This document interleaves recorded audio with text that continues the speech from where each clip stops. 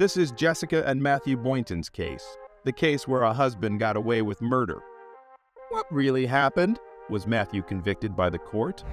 Stick around as we unfold the events that happened.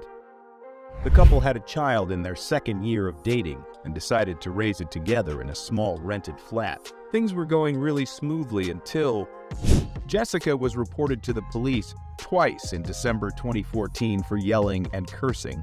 Jessica had a brief affair and became pregnant, but Matthew promised to raise the child as his own. They eventually married, but Jessica discovered Matthew was having an affair with Courtney Calloway, a dispatcher at the Spalding County Sheriff's Office, a mile away from the Griffin Police Department, just 6 months later. Jessica texted Matthew, "If you don't want to be with me anymore, I'm not gonna stay here and play house." Matthew had been spending time with Calloway by this point, and he was well aware that his relationship with Jessica was teetering on the brink of failure. "I already know what isn't going to work for us." Jessica and Matthew went to Walmart on Thursday night as usual, but the trip quickly devolved into a heated argument, with Jessica refusing to get back in the car. Later that night, a gunshot rang out, sending Jessica's next-door neighbor, Michael Browning, fleeing to her porch in terror. She heard another gunshot and saw Matthew rush to his truck, but it wasn't until 12:54 a.m. that Matthew received a text from Jessica saying, "I can't do this anymore. This is not the first time I've had suicide thoughts. I love you and the boys." Despite this distressing message, Matthew took a moment to respond to a joke from Calloway before dialing 911 for help. Griffin police officers discovered a locked wardrobe when they arrived at the home. The two boys were in their room, and the young mother was bleeding from a head wound. She survived thanks to a lucky turn of events. Matthew and the boys temporarily moved in with Courtney Calloway, and Matthew, who was crying as she was led to the hospital, only paid her one visit in her 3 weeks there. Jessica was listed as a 19-year-old reported to have shot herself in the right skull. Vernon Henderson, the trauma surgeon who treated Jessica, wrote that her injury did not fit with that description. Second, after Jessica was admitted to the hospital, her aunt Kathy photographed the C-shaped bruise on the back of Jessica's head and shared it with GB agents, asking them to investigate how Jessica was injured there. The lack of blood on the wall, or Jessica's clothes in the closet, raised the possibility of a physical altercation preceding the gunshot. While Jessica's head could have hit the wall after she shot herself, the lack of blood suggested there was another cause of the injury. The only trace of blood was discovered on the pillow beneath her head, adding to the mystery of what happened that night. Third, when GB agents canvassed the apartment complex, they discovered discrepancies in the timeline of events, and the investigation took a dramatic turn. Megan Browning and her fiancé, as well as a couple living next door to Jessica, were the only neighbors who reported hearing gunshots around 11 p.m., not 1 a.m., as Matthew claimed. One of the neighbors even reported hearing banging noises just before the firing. Anyway, Jessica's first question after the breathing tubes were removed was, "Where's my baby?" Jessica's recovery was quick. Tommy Hankinson presided over the case and was even told to meet with one witness anonymously in chambers, because the witness was afraid of what the officer would do. The judge, however, refused to accept it. That could be one of the reasons why none of the witnesses testified about Jessica and Matthew's marriage.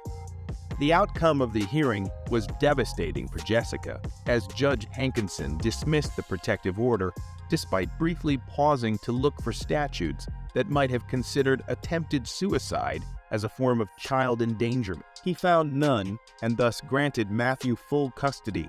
Jessica was only permitted to see her children for 4 hours on Sunday afternoons as a result of this decision. The Georgia Bureau of Investigation closed the case on Jessica Boynton in 2016, concluding that her gunshot wounds were self-inflicted.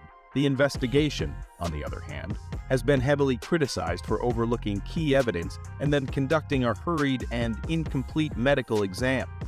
The GB failed to conduct gunpowder residue tests on Jessica or Matthew, and the chief medical examiner only spent 90 minutes on the case without ever examining Jessica's body. But there's another surprising fact about the incident. Shortly before 2 a.m. on April 15th, Wendell Beam requested that officers be dispatched to the house rather than Boynton.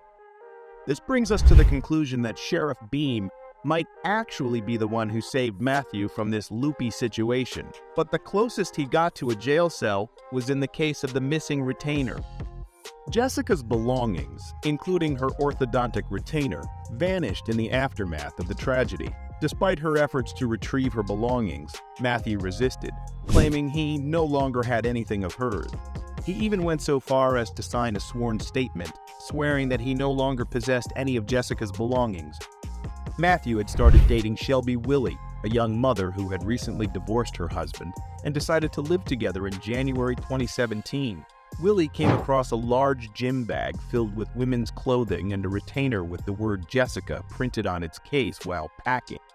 When Willie questioned Matthew about it, he said Jessica had packed the bag one night before she planned to leave him, and he planned to leave him, and he planned to burn it.